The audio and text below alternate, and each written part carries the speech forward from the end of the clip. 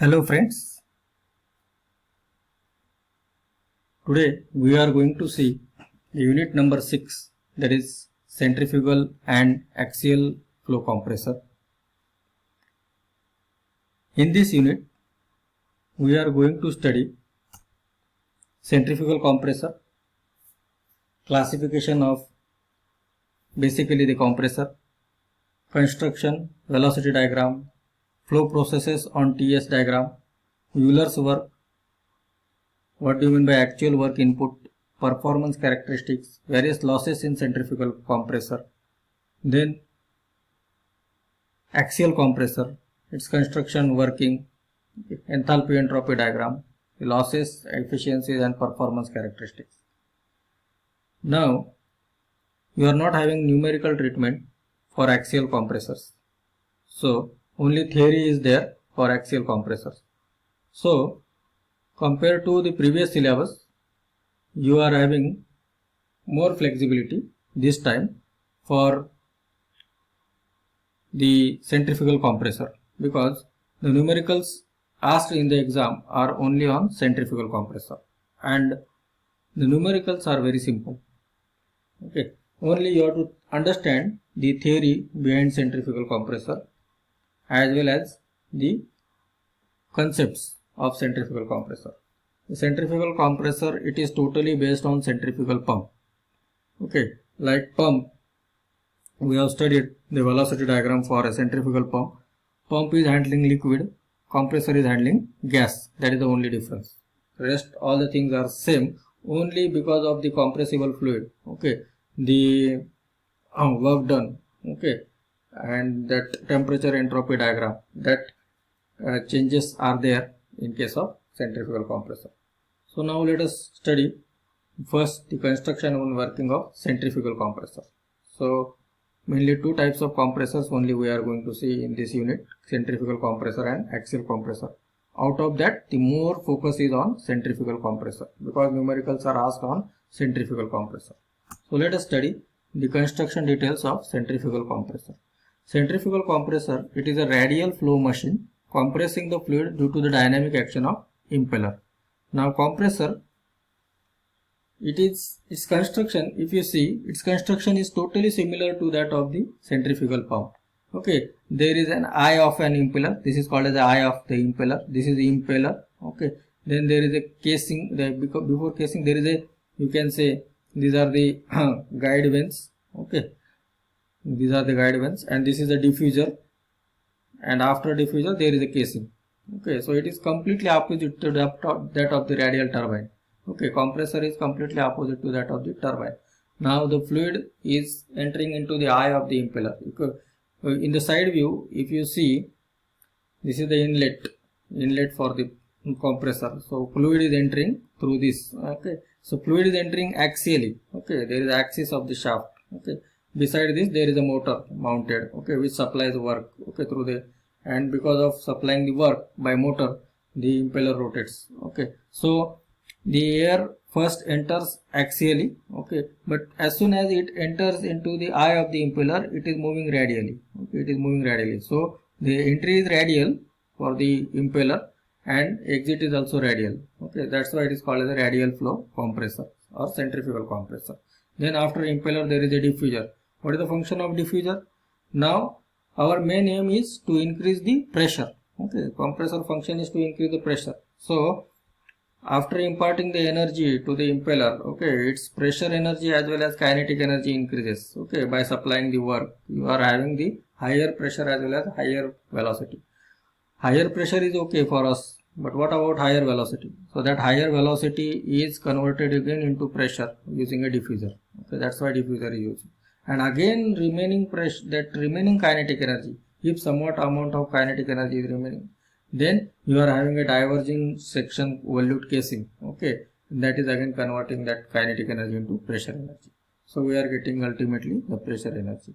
So now let us see the construction detail. The centrifugal compressor generally consists of 4 components, namely casing and inlet, okay, impeller, diffuser and collector.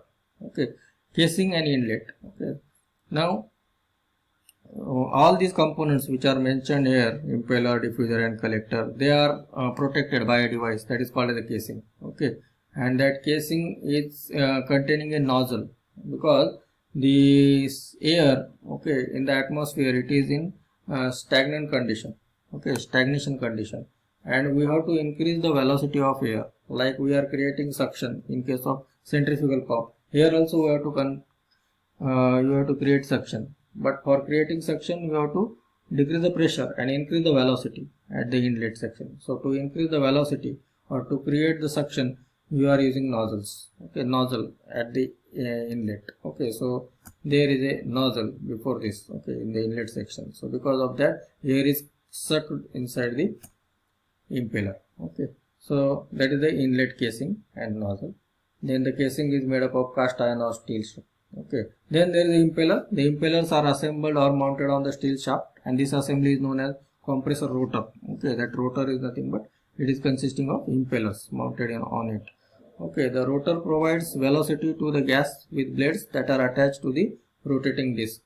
These blades can be forward curved, radial or backward curved, okay, depending upon the desired output. Now there are three types of blades we have seen in centrifugal pump also: forward curved, backward curved and radial curve. Okay, so depending upon that we have to study which type of blades we are using. So most of the multi-stage compressor use backward curved vanes because of their wide range of efficiency.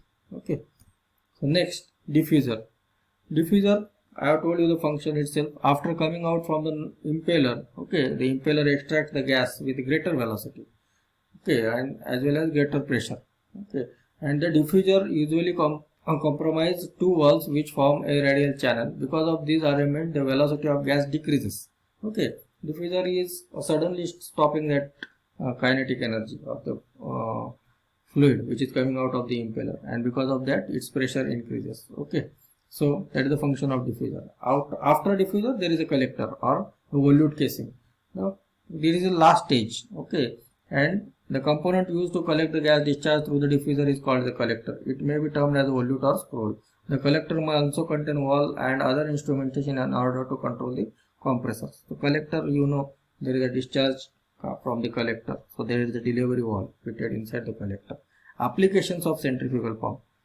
Now we know there are vast applications of centrifugal pump. Okay, like compressed air or gas. Centrifugal compressor, it is mostly used to produce the compressed air, right?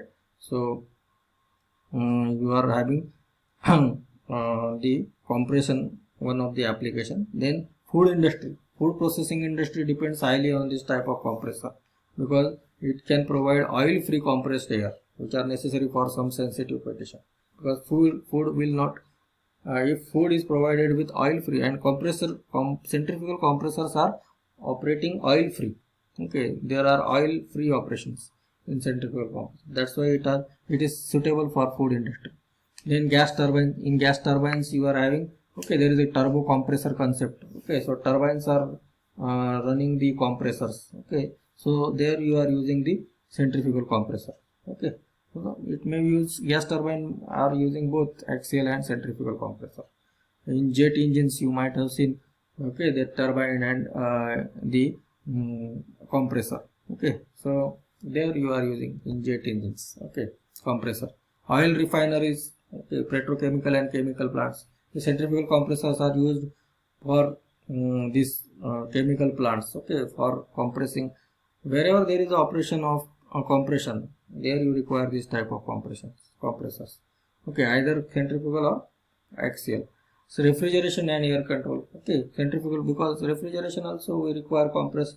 Okay, we can say after the evaporator, okay, the gas is compressed, okay, and it is sent to the condenser. Okay, so here also we require the compressor in refrigeration and air conditioning. Then advantages and disadvantages. What are the advantages of centrifugal pump? Advantages are more, okay, compared to disadvantages. When compared to other compressor, it is relatively agile and easy to manufacture. It is very easy to manufacture. It is very compact. Okay, that's why it is widely used. As this compressor does not require any special foundation, it is energy efficient, highly energy efficient and reliable. Okay, it is very much reliable. They consist of small number of rubbing parts and are absolutely oil free in nature. It generates a high pressure ratio per stage than axial flow compressor. Okay, the pressure ratio is higher in case of centrifugal compressor. Disadvantages: they produce a limited amount of pressure and are not suitable for very high compression. Like we have seen in reciprocating air compressor, they are used for higher pressure compressor. Okay, higher pressure requirement. But rotary compressor, this is coming under rotary compressor. Okay, centrifugal compressor. So for higher pressure application you can't go, but for moderate pressures you can go for centrifugal compressor, as they work at relatively high speed and enlightened or wordly mounting is required. Okay, they are very sensitive towards problem such as stalling and choking. Okay, that we will see in detail. Surging and choking phenomenon happens in compressors. Okay, so that is the disadvantage of centrifugal. Now let us see working of centrifugal compressor. So we have seen the construction. Now let us see the working. Now I have told you that the air enters the impeller eye axially and flow radially towards after having entered into the compressor. Radial flow of air inside the compressor is due to impeller rotating about its axis. These impeller blades impart momentum to the air entering. Okay, so when the air enters, the momentum is exerted or work is done by the impeller on the air. Okay, to increase its pressure, thereby rising its pressure and temperature. Subsequently, the high pressure fluid leaving the impeller enters the diffuser ring where the velocity of air is lowered, because diffuser function is to lower the velocity. Okay, because in impeller both velocity and pressure are increasing. So if you see in this diagram, this is impeller section, this is impeller section, and this is the diffuser section. In impeller section, this is the pressure is increasing. Okay, at the same time velocity is also increasing because of the centrifugal effect. The velocity is also increasing because you are supplying mechanical energy and that is converted to pressure and kinetic energy. So both pressure and kinetic energy is obtained across the impeller section. But what happens in diffuser section? In diffuser section, you are converting whatever is the kinetic energy raised in impeller, that is lower in diffuser section. Okay, by having divergent area, and because of that pressure is again increased. So there is near about 50% increment in impeller and 50% increment in pressure in diffuser. Okay, so that is the diagram. Okay, of the pressure and velocity variation in compressor. Okay, so pressure and velocity variation in centrifugal compressor, it is shown in the figure. Okay. Centrifugal compressors are used in aircrafts, blowers, superchargers, etc., where large quantity of air is to be supplied at smaller pressure ratio. Okay. Generally, pressure ratio up to 4 is achieved in single stage centrifugal compressor, while in multi-stage compressor the pressure ratio up to 12 can be obtained. These figures you have to remember. Generally in the numericals you are coming across these figures. The centrifugal compressor pressure ratio, okay, that range is 4 to 12. Okay, these compressors run at a speed of 20,000 to 30,000 rpm. Now let us see the thermodynamic analysis, because the function of compressor is to increase the pressure and temperature. Okay, so if you see the diagram on TS diagram, the you can say the TS diagram for centrifugal compressor, then 1 is the point where you starts compressing, okay, inside the impeller. So it is the entry to the impeller, and 2 is the exit from the impeller, for example you say. Okay, so 1 to 2 is actually the compression happening in impeller. Okay, so 1 to 2, ideally it should be 1 to 2 dash, which is called as isentropic process, but actually it is 1 to 2, okay, which is called as a polytropic process. What is 1 to 2 double dash, that we will see afterwards, but only these two are important for us. Okay, that is 1 to 2 actual compression process, that is polytropic process, and 1 to 2 dash is isentropic compression process or ideal compression process. Okay, so we'll see the ideal and actual. Okay, so whenever there is a term, okay, actual and ideal, there comes efficiency. Okay, that we know, isentropic efficiency. Okay, that we are going to see. But for the time being, what is the work supplied to the compressor, that is calculated from this TS diagram.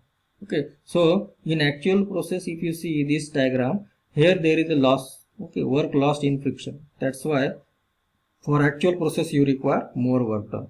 For actual process you require more work done than the theoretical process, or you can say isentropic process. So in detail we'll see this work done in the next lecture. Okay, thank you.